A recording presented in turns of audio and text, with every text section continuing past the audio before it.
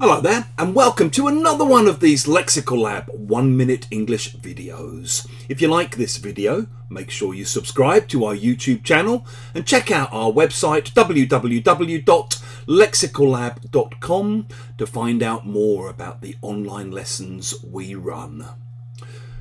The other day I posted a video about the phrasal verb drift apart, in which I was talking about school reunions and how often when you're at school you're quite close to people, but then over the years you slowly drift apart and you go your separate ways.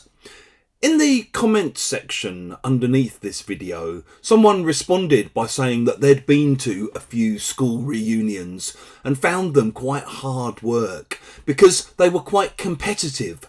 People would often kind of brag or boast about their achievements and sort of tick things off their lists of stuff to do in life in quite a competitive way. And the conversations would often be like, marriage? Yep. Mortgage? Oh yeah. Car? Yeah. Kids? Not yet. Oh. And as I was reading this comment, I thought how hellish the whole thing sounded. So I responded by saying, hey, you're not selling it to me. We often respond to things people are saying to us, to descriptions in particular, by saying, you're not selling it to me, when we want to mean, you're not making it sound very attractive, you're not persuading me that it's something that I should go to, or buy, or try, or eat. So maybe a friend of yours goes to see a movie, and you ask them, what was it like? And they tell you, well, it was a kind of experimental art house movie, quite long, about 3.5 hours in the end, and quite slow. Not much really happened, but you're not selling it to me. I think I can probably live without that film in my life. In the same way, if someone tells you about a new band or a new musician, and you ask, what kind of stuff do they do? Well, it's sort of like avant-garde techno with classical influences. Yeah, you're not selling it to me. I'm not the target audience for that kind of thing.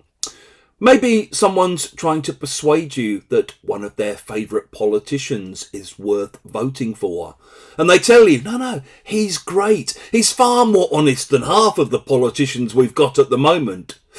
Right, only half. You're not selling it to me. And sometimes you see it just as a response to posts on Instagram or social media.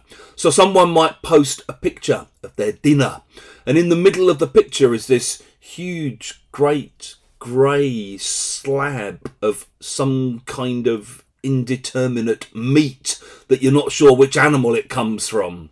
And you might just write a comment underneath saying, you're not selling it to me. Rather you than me.